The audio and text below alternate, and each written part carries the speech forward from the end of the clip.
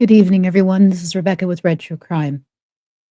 Earlier this month, we've had two tragic episodes happen here in the state of North Carolina, where it leaves one family, actually two families, grieving because the upcoming Christmas holiday, these people will not be home with them. You have a grandmother grieving and crying over the loss of a grandchild. And then you have another family with a 2-year-old little boy screaming and crying for his mother who's never gonna come through that door. This is Red True Crime, where we unpack some of the worst stories out there. So buckle down, everyone. Welcome back, Red Army, and here we go.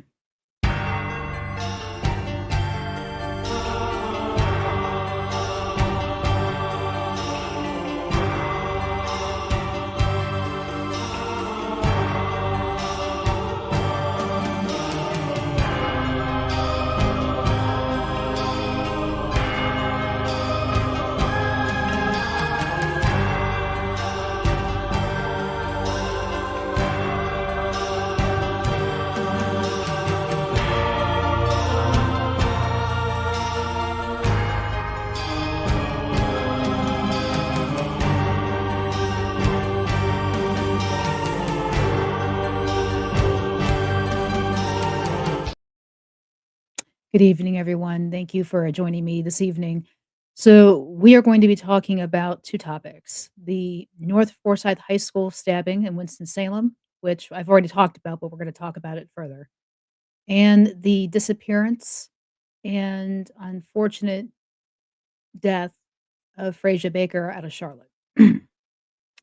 So, on December 9th, 2025, a fatal stabbing occurred. Pardon me, been a long day, at North Forsyth High School in Winston-Salem during an altercation between two students in a school bathroom.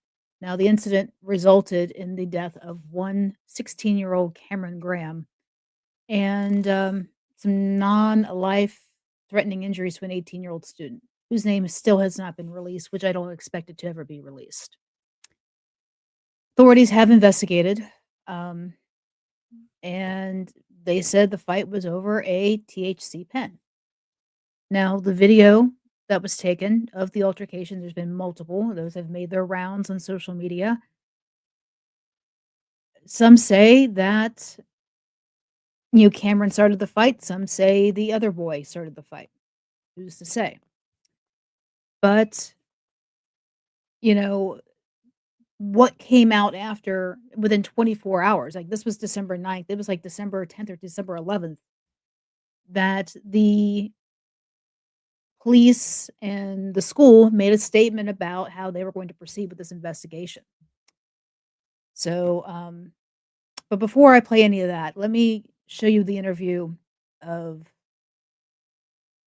Cameron's aunt, who has had a hand in raising him. As you find out, Cameron has been in the care of his grandmother and his aunt for several years, since the age of 9. So, his death has made a major blow into their family. So what I didn't know is that your nephew is gone. I said no, and I just screamed. I just screamed. I just kept telling him, go get my nephew. I was telling Miss Hannah, can you go get Cameron, please? And I'm just calling his name like he's gonna walk in those doors. Or y'all gonna bring him to me. Mm-hmm. And they was Miss Hannah. She just looked at me and she said, "Charlotte, I'm sorry." She said, "I wish I could bring him to you, but she said I can't." She said he's gone, and that just hurts my heart because they took an innocent little boy that still had a whole life to live. So, that's from the aunt. And you heard what she had to say. He was an innocent little boy with a lot of life to live. There's that. And then we get to the press conference that was 2 days later.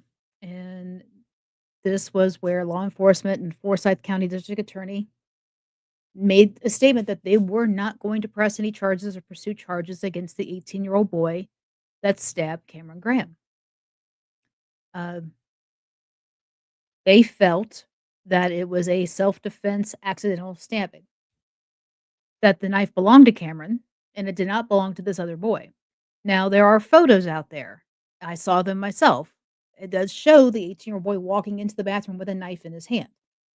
I don't know if it's AI generated, I don't know, but they're saying, "No, he didn't really have a knife, that's fake."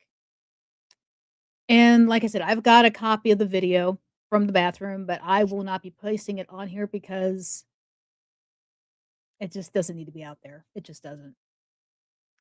So, but this press conference was kinda eye-opening because they literally were calling out all the issues and trying to, I guess, spread the blame as to what happened here.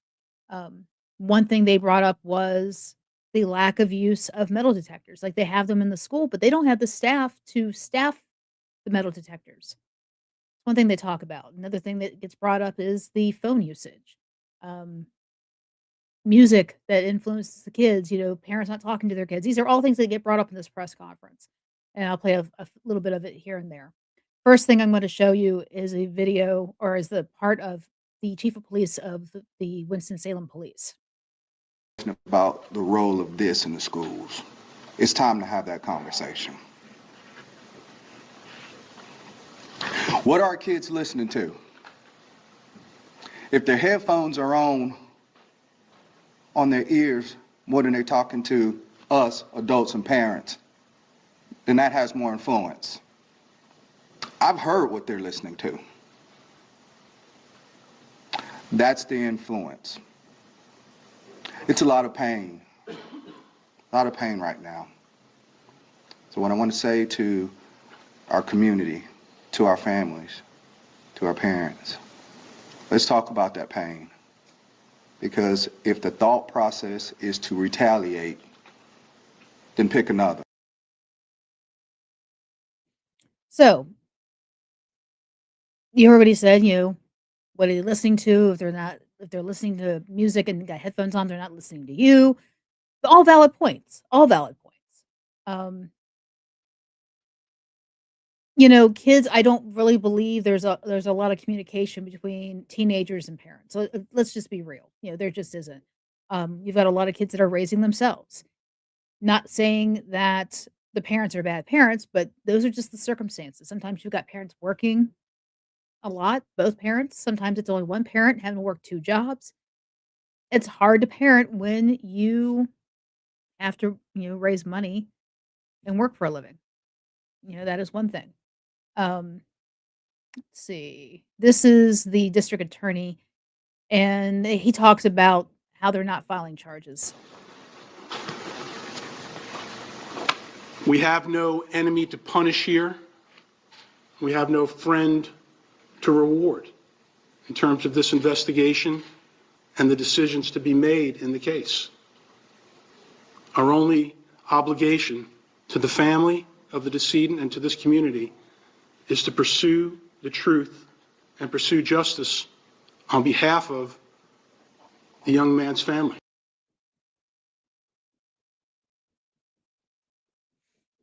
So, there's that. So, yeah, they make it clear that, it was bad decision making. This is what happened. This is why, Cameron Graham is now gone.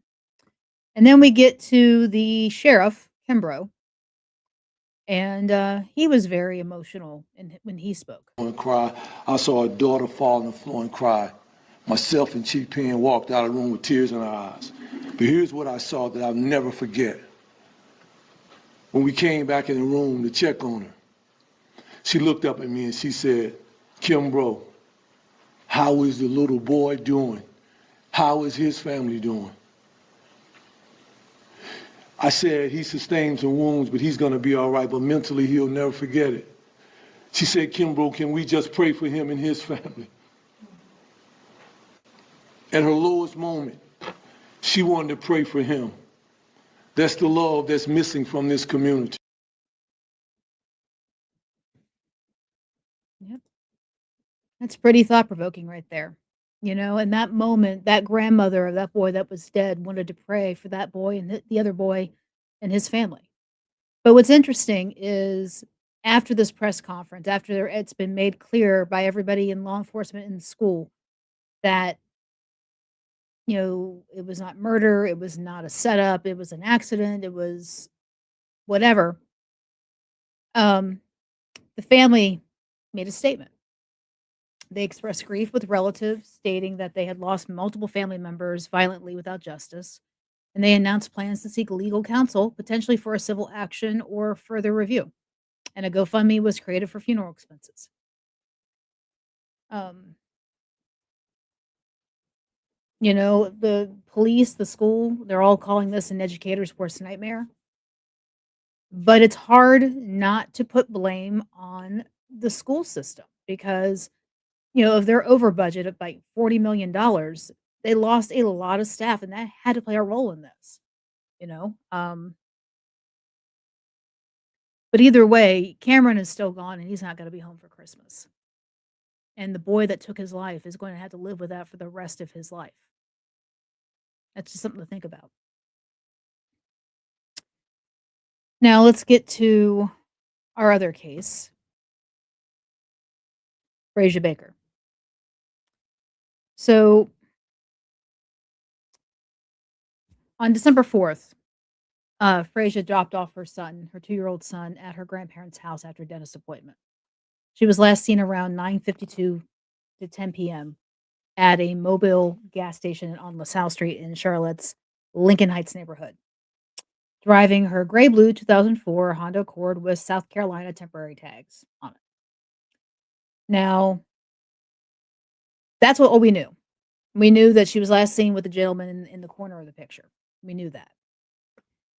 And the family was kind of passing loose with the information about him. They kept saying, "Oh, he's just an associate." She barely knows him. That's all you're hearing. And then on December 11th, which was a week later, her body is found in a wooded area, and it was found in her car. It had been abandoned behind a church, an abandoned church. And this gentleman right here in the corner, one Lorenzo Inman, I believe is his name, Lorenzo. Yep, Lorenzo Thomas Inman Jr. has been arrested and charged in her death. Now we are hearing more and more information about this as time goes on. More documents are becoming available, and you're finding out that this guy was brutal to her. Now, I had looked up his criminal background in the state of North Carolina, and it was pretty extensive. To sum it up, he was all about guns, beating up women, and stealing. That's just to round him up. And they were actually in a relationship, an intimate relationship, because it's in the court documents. They were boyfriend and girlfriend. And on the night in question, there's video surveillance showing her in that gas station where he is roughing her up, throwing her around. Now, I did read somewhere where it supposedly a gun went off and hit her in the head was an accident, but I don't know. Like I said, they have not quite said what it is how she passed. If it's been a gunshot or if she was strangled or beaten, none of that has been said. But this is the guy right here. This is the guy right here that's responsible. And he's had attempted murder charges on him before. So I don't understand. Again, I go back to all these violent offenders getting second, third, fourth, fifth chances. I mean, what's it going to take? Do they actually have to kill somebody for something to be done? And now we've got a 2-year-old boy who is basically parentless and his mother's never coming home.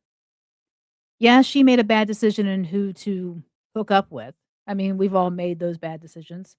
We all make them. I've made them, you know, and sometimes those consequences are way more than what you ever expect.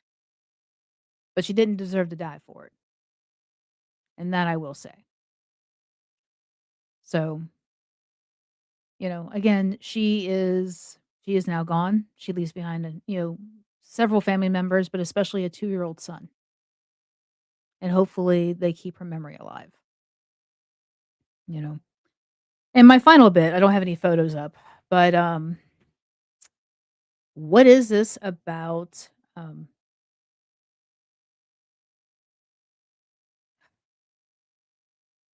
Rob Steiner?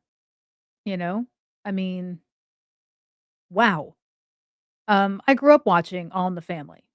You know, he played Meathead, the, Archie Bunker's commie son-in-law, you know, and, he was a funny guy. And I remember seeing him in other movies and stuff over time as a growing up. You know, The Princess Bride, one of my all-time top 10 classic movies that I love to watch. He directed.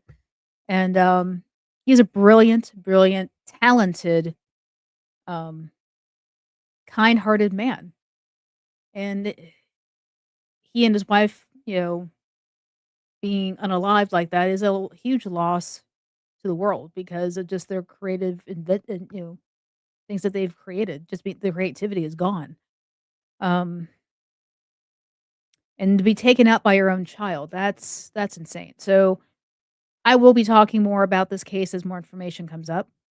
Um, but right now it's they're kinda keeping things a little bit more quiet. They know that he's 32, that he's still living in their house with them, and that he hurt them with knives. Whether he slit their throat or stabbed them, that I don't know. But this son, Nick Steiner, um, he has a history of, drug abuse, alcohol abuse, and mental health issues. So who knows what was going on there and why he did what he did. But on that note, I am gonna hop off here, and, I'll be back with more information and more updates on things. But, Christmas is next week, everybody, so hug your families, hold them tight, tell them you love them, because tomorrow is never guaranteed. It is not. So this is Rebecca with Red True Crime. I'm gonna hop off here, guys. Good night, and thank you again for tuning in, and have a wonderful, wonderful holiday, but I will be back before the holiday. Bye.